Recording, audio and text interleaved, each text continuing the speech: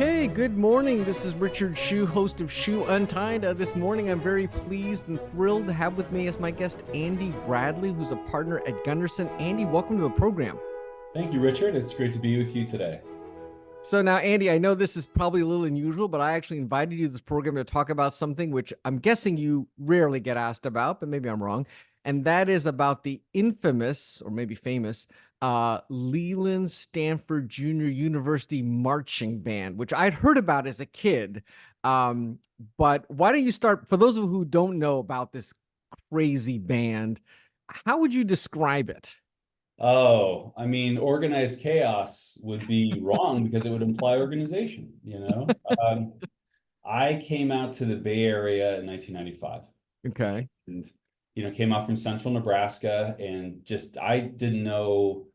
If you asked, said, "Hey, Andy, where's Silicon Valley?" I would have had no idea, I mean, it was just a babe in the woods checking it out and, kind of landed at Stanford and we had some of those kind of orientation things. And I saw there was this group of just crazy people that were running around wearing these red coats and weird hats. And Hmm. they kind of played some music, but mainly looked like they were just having a really amazing time.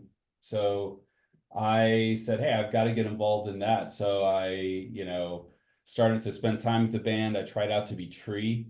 And then, as luck would have it, when I was a sophomore, they, for there was a slight scandal. They ended up getting rid of the cheerleading team. Huh. They engaged in some. They had like sold their Nike shoes or something, and it got in trouble.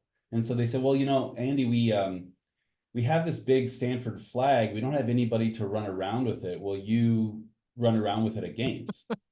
And so I'm like, "Okay, fine." So I essentially joined the band as just playing cowbell and running around with this flag. And so that, it's a crazy group. It doesn't march. It's a scatter band. Huh. They are Do great. they is there an audition? Do they audition for musical instrument players or not? Well, definitely not. So if you go to a Stanford football game and you look, you'll say, "Hey, there's some people playing drums. I think that guy might be playing a keg. It looks like someone's playing a kitchen sink." So there's some great musicians in there, but it's really wide open. Huh, It huh, tends to get a huh. lot of people that are very creative and a little, have a real creative or wild streak, and it ends up being people that are friends for life now. No, you always, when you see something that looks very chaotic, you think, oh, they're just doing whatever. But actual reality, oftentimes, it's actually very well choreographed and organized. Is that the case with that band, or is it? I mean, how do they, do it? A little bit, yeah. I mean, I think it's run like any kind of student group. They definitely have folks behind the scenes making the magic happen. What's really interesting is that actually, if you say, "Hey, let's just look at the folks that joined the Stanford band," Yeah, it ends up having a community of really talented engineers that funny. I can see that. are building these crazy sets and things. And so it's really that just a creative community that Yeah, is right. together. What's the kind of wildest thing you did or the band did while you were there? Wildest thing I can admit as a 48-year-old when I was there. I think that one of the most fun things was that Stanford made the Final Four Okay. when I was there. So that was Mark Madsen and those are the glory days. And so we were up against North Carolina, Kentucky, and Utah, and they had um, the cheerleaders had separate events to go to. And I think Kentucky maybe had 50 people. North Carolina had all these people. And Stanford, we just had, five people wearing Hawaiian shirts that were just kind of running around. And so there were timeouts where we had a chance where they're like, "Well, hey, this is your timeout, Stanford. You can do a dance routine now." Like, "Oh, we don't have any of that, but we'll just break dance." And so it was just stuff like that where you're just Interesting. constantly, just kind of trying to have fun, make a little fun of yourself and not take things too seriously. So the band actually plays for, it's not just the football games, they do for basketball and all the sports at Stanford? Yeah, that's right. So you find them kind of wherever you would find a band for college, right? So there'll be a football, there'll be a basketball. They do lots of events. Huh.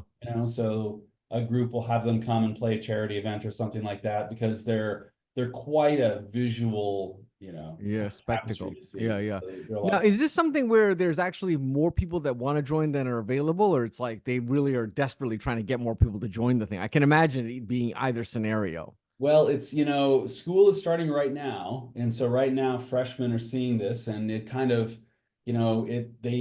they see this craziness and they just kind of join en masse, Huh. so And it's they'll take anyone, or is there oh is yeah. oh, Oh okay. yeah, yeah, yeah, yeah, yeah. Okay, It's I'm a wide imagining open. there's some auditions that, like, in order to get onto this band, you have to do Richard, something. we got to get you to more Stanford football games. You got to see this band in action. Now, does Stanford have a regular, like a real serious marching or music band that also goes with this, or this is it? This is what you got. This is the whole Wow. shebang. So they have orchestras and the like, but this Yeah. is the school band. And so there's a few kind of scatter goofy bands like this. Princeton has one. There's a couple others out there, but yeah, this is our band. Oh, that's hilarious. And you did it, did you do it for all 4 years? I was pretty much involved sophomore through senior year, just kind of, being a cheerleader and, Yeah. those things. So I was Yeah. the yell leaders is what we called them. Yeah. So Yeah. Was yeah, it a good social outlet? Did you make a lot of good friends uh, or? friends for life. Yeah. I mean, Yeah. I can totally imagine. it's such a good creative group. And, these are people where, they just go on to do such fun, creative things. My Yeah. friend, one of my good friends from the band is a Oscar winner for, if you saw Pirates of the Caribbean, the guy who has the octopus for the face, well, he Yeah. invented that, and Wow. so there's just a lot of really wonderful folks in that group. So I'm going to ask you this next question. I hope the answer to this question is yes. Did this being part of this crazy Stanford band, did that inspire you to become a lawyer and go to law school? Well, without a doubt. I mean, I had a funny path, right? So I graduated undergrad in the Bay Area in 1999. Uh-huh. So, that you were required to start a company with your friends. Oh yeah, So I right. did that. So I didn't join this Google thing that people from my freshman dorm were joining because Richard, they didn't have a business plan. They weren't going to make any money. Come on. So I actually started a company with one of the trombone players, Oh really? and ran product there for 5 years. And I just learned during those 5 years, I'm just a uniquely terrible head of product. So if you need someone to just run it into the ground, I'm your guy.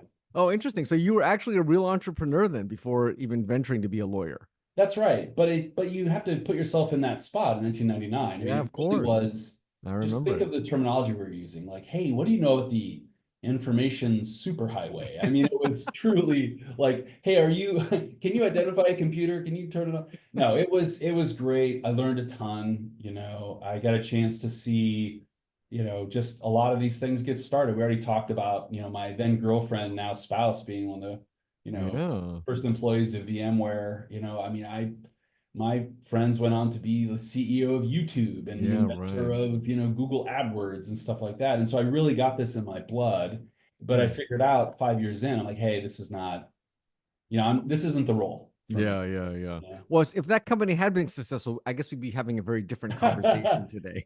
Hey, they're still plugging away. That company is around 24 years later. It's largely a defense contractor now, Oh, it's kind really? of reinvents and reinvents, but Oh, interesting. So yeah, so just to finish the story, so after you graduated from law school, then I'm assuming going that's to right. becoming a startup venture capital lawyer was a natural fit. You get to be at Stanford with all, you'd kind of been all your college classmates. I assume it was a clear and compelling decision. You weren't going to become an IP litigator, I'm guessing, or anything like that. Yeah, I mean, once I kind of got the startup stuff in my blood, and I mean, just to kind of boil it down, when I felt like, hey, I really like talking to and working alongside engineers, which is Yeah.